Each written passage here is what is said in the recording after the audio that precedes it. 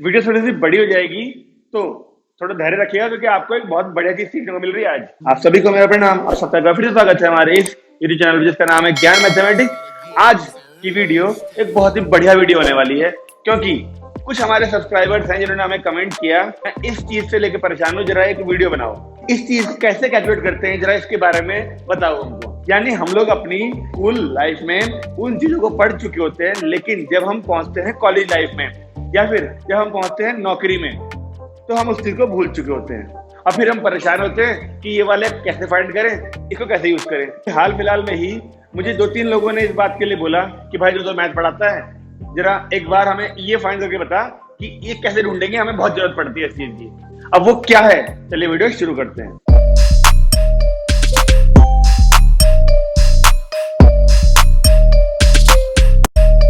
तो वो चीज क्या है, वो है एरिया।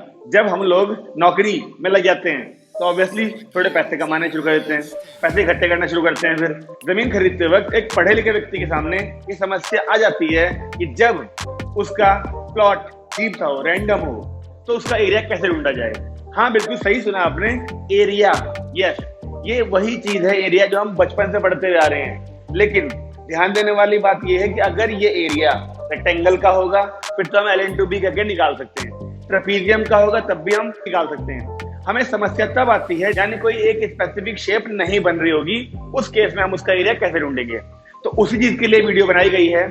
आप लोग इस वीडियो को ध्यान से देखें और हो सके तो जितने अपने दोस्त हैं आपके उन सबको शेयर करें, ताकि अगर वो आगे भविष्य में कभी कोई प्लॉट खरीदते हैं, परचेज करते हैं, तो उनको उसका एरिया कैसे निकाला जाता है वो पता होना चाहिए। जो ब्रोकर होगा या सेकंड पार्टी होगी वो उनको धोखा ना दे सके। मान लीजिए कि अगर आपके पास जो लैंड है वो कुछ इस शेप की है, इसे बोलेंगे हम लोग रेक्टेंगल, ठीक है। इसका एरिया निकालना बहुत आसान होता है। ये वाली इसके बराबर होती है, ये वाली इसके बराबर होती है और ये एंगल सारे 90 होते हैं। ये हम सब जानते हैं, एरिया हमारा l/b होता है, ठीक है, कोई दिक्कत नहीं है। इस साइज का जो प्लॉट होगा उसका एरिया आप लोग आराम से निकाल सकते हैं। ओके, अगर ये वाली शेप मिल जाए, इसको हम लोग बोलते हैं स्क्वायर। इसका एरिया भी, ये ए है, ये भी ए होती है, चारों साइड बराबर होती हैं और सब 90 पे होते हैं। इसका एरिया भी आप लोग बड़े आराम से निकाल सकते हैं। इसका एरिया आता है साइड का स्क्वायर, ठीक है।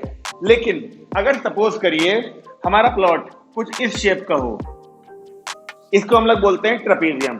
ट्रेपीजियम की पहचान क्या होती है, देखिए ये साइड इसके पैरेलल होती है, ओके, और ये सब अनइक्वल। तो इस वाले केस में हम क्या करते हैं, किसी तरीके से एरिया निकालते वक्त फॉर्मूला बताऊं, देखिए half sum of parallel sides into height, ये होता है इसका फॉर्मूला। और सम ऑफ पैरेलल साइड्स में अगर हम इसको नाम रख दें ABCD, तो हम क्या करते हैं इस जगह से ना एक परपेंडिकुलर डाल लेते हैं, मान लीजिए M, तो इसका एरिया बन जाता है half sum of parallel sides, यानी AB और CD को प्लस करा जाएगा इनटू ये जो हाइट है AM। लेकिन मेन बात क्या है, हमारे पास ट्रेपीजियम का एरिया ढूंढने का फॉर्मूला है। तो जो मेरे दोस्त, जो मेरे स्टूडेंट्स इस वीडियो को देख रहे हैं वो ये बात ध्यान रखें कि इन तीनों में से कोई भी शेप मिलेगी तो आप लोग एरिया आराम से ढूंढ सकते हैं अपने प्लॉट का। लेकिन हम लोगों को समस्या तब आती है जब हमारे प्लॉट का एरिया कुछ रैंडम हो जाता है। अक्सर लोग परेशान देखे हैं मैंने कि भाई एरिया कैसे निकालें उसका। तो जो सामने वाले पार्टी बोल देती है ना कि हाँ जी एरिया ये है, वो लोग उसे मान लेते हैं और फिर परेशान होते हैं, मुझे फोन करते हैं और किसी मैथमेटिशियन को फोन करते हैं कि भाई एरिया कैसे निकालें। चलिए अब मैं आपको बताता हूँ कि अगर इन तीनों से अलग कोई शेप मिलती है तो आप उसका एरिया कैसे ढूंढेंगे। अब वो तरीका आता है जिसका आप सबको इंतजार है, क्योंकि आमतौर पर जब भी हम कोई प्रॉपर्टी में इन्वेस्ट करते हैं तो हमें ना उस प्रॉपर्टी की लेंथ पता होती है हर साइड की।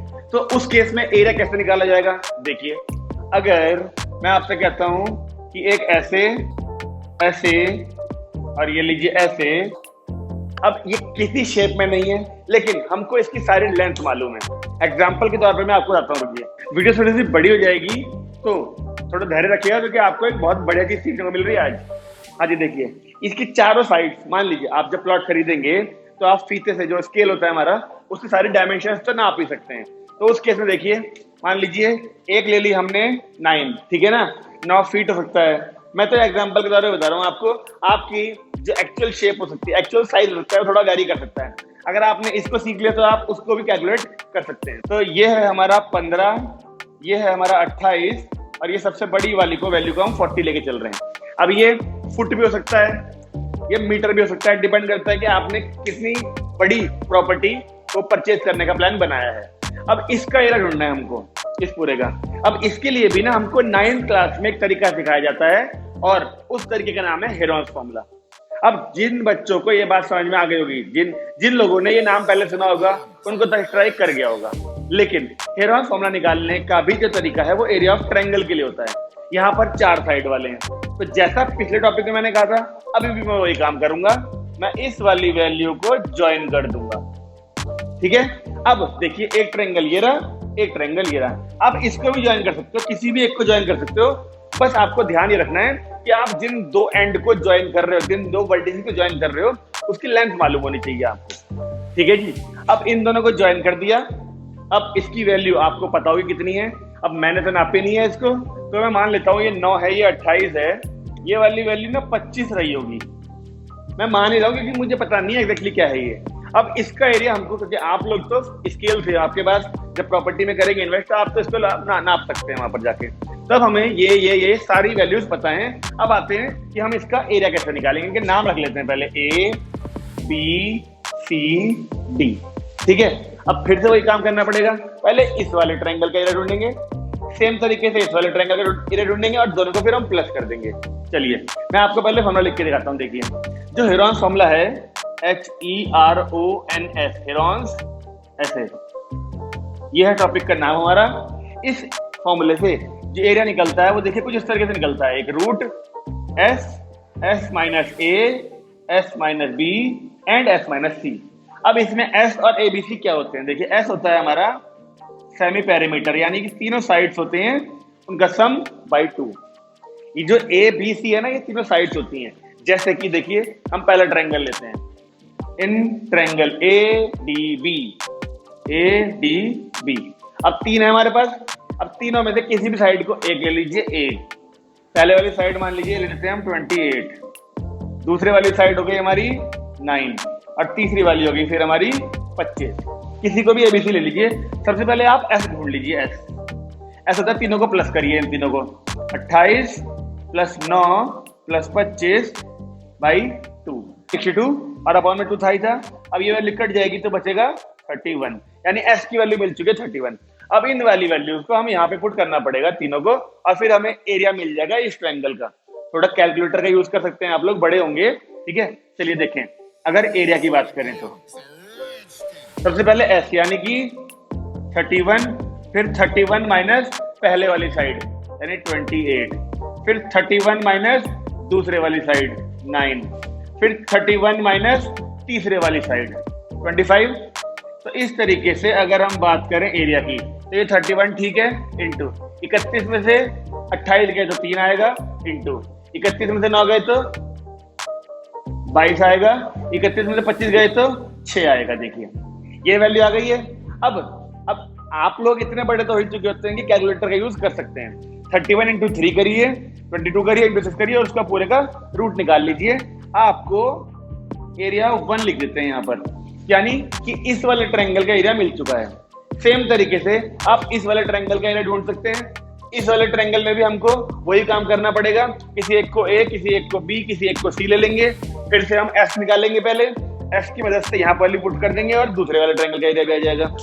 अब ये दूसरे ट्रायंगल का एरिया आते ही आप इन दोनों को प्लस कर देंगे, तो आपका जो भी प्लॉट साइज है, जितने भी बड़ा फील्ड है आपका, आप उसका एरिया बड़े ही आराम से ढूंढ सकते हैं। मैं उम्मीद करूंगा कि जो मैंने तरीका बताया है, इससे आप लोगों को कुछ ना कुछ हासिल जरूर होगा। अगर आपको वीडियो अच्छी लगी हो और सही मायने में कुछ सीखने को मिला हो तो शेयर जरूर करिएगा। आपके मन में कोई समस्या है तो कमेंट करिए। चलिए, आज के लिए काफी है, हम बहुत जल्द फिर मिलेंगे आपसे। नमस्कार।